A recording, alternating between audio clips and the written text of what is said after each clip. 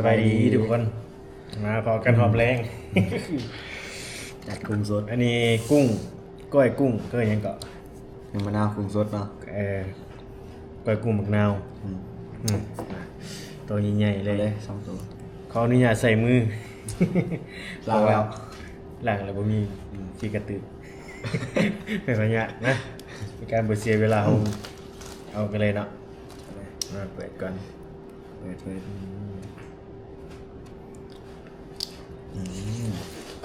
เอาก็จัดคือกัน เปิดคำแรกเลย